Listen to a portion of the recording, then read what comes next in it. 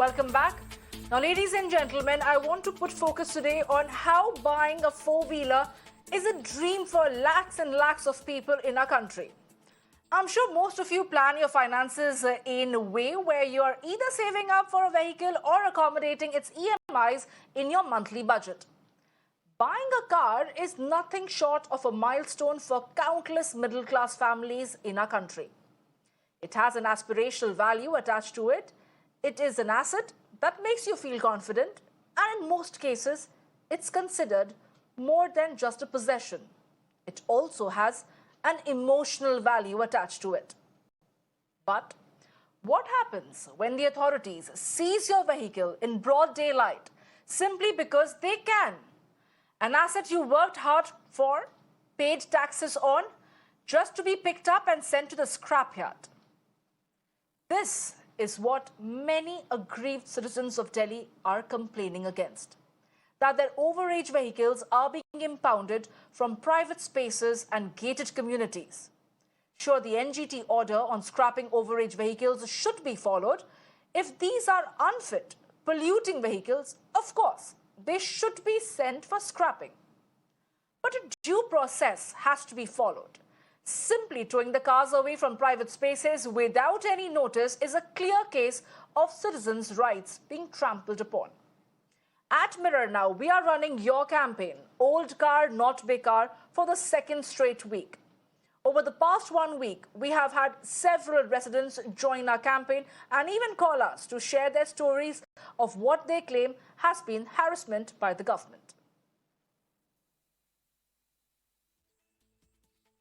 And now we have our guest joining us to discuss this further. I'm joined by Usha Chatrat, who is a retired IAS officer. I'm also joined by Sachin Taparia, who's the founder of a local circle. Good evening to both of you. Thank you for taking our time and joining us here at Mirror Now to discuss our campaign, Old Car Not Bekaar. My first question would go to Ms. Chatrat. If you could elaborate upon your own experience, how did you find out that your car was being towed?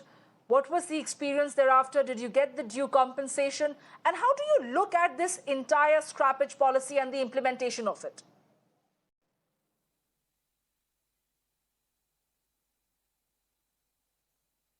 Well, my car was taken away while it was just parked outside.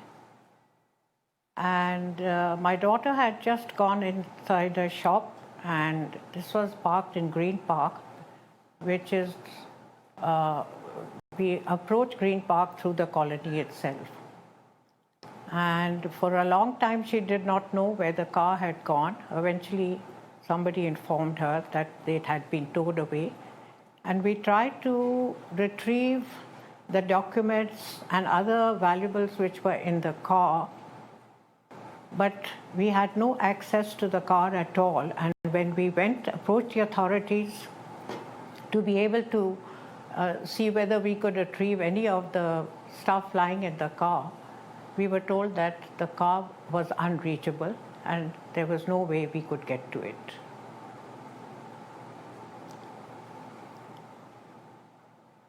Ms. Chatrat, you know about the scrappage policy, but how do you look at the implementation of it, where the cars are being towed away and impounded in this manner without any notice or beyond the knowledge of the vehicle owner?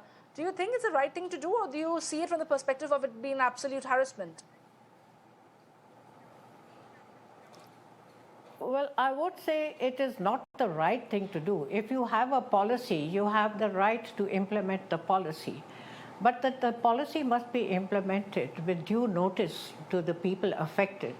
It should not be done in a way that the people affected cannot get the remedy that they are entitled to under such circumstances.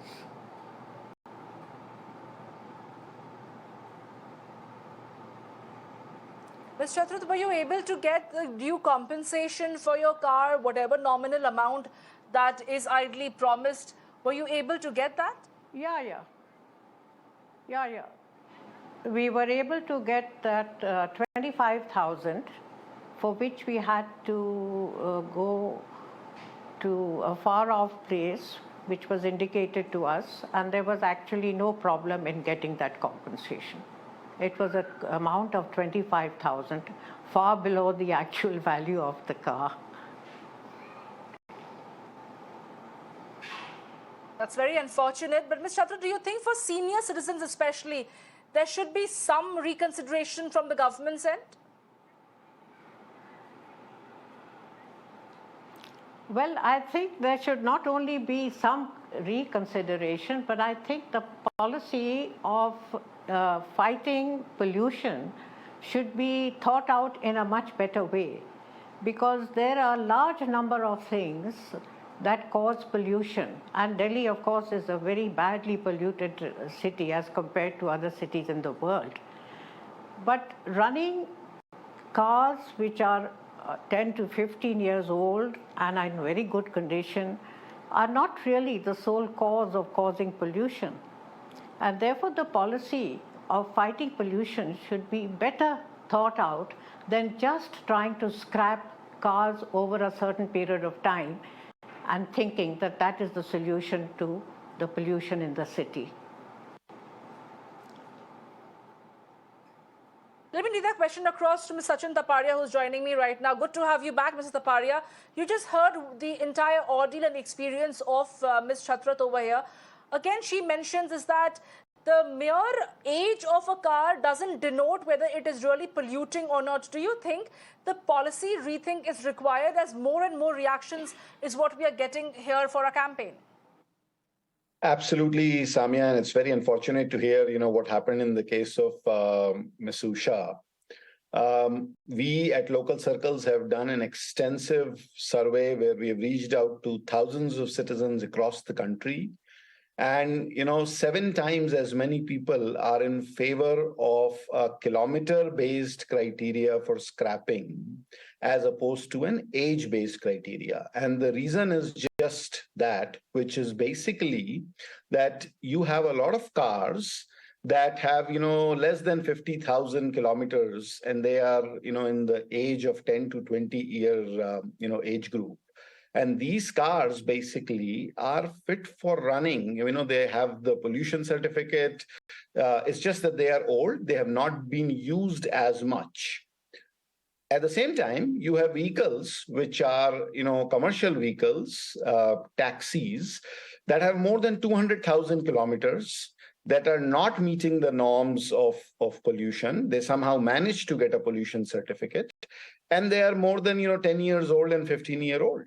So therefore, I think if we go by what people are asking for, which is have a kilometer-based criteria along with the age-based criteria, and if that kilometer-based criteria is not met, then such kind of impounding should not be done at all. In fact, the car should be allowed to ply, or the vehicle should be allowed to ply.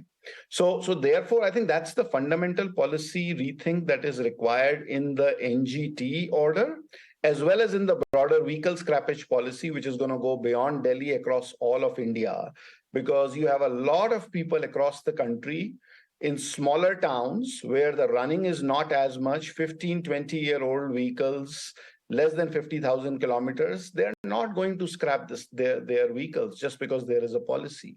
So I think the government has to go back to the drawing board, both for NGT as well as for the broader vehicle scrappage policy, and completely redesign this and then go ahead with the implementation.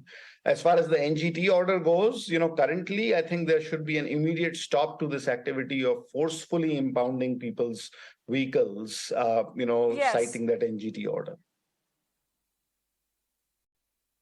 Well, absolutely. Thank you so much, Mr. Sachin Taparia, for joining us right now, and Usha Chatrat for taking our time and making those very pertinent points over there. We have paucity of time, so we will have to wrap this discussion right here.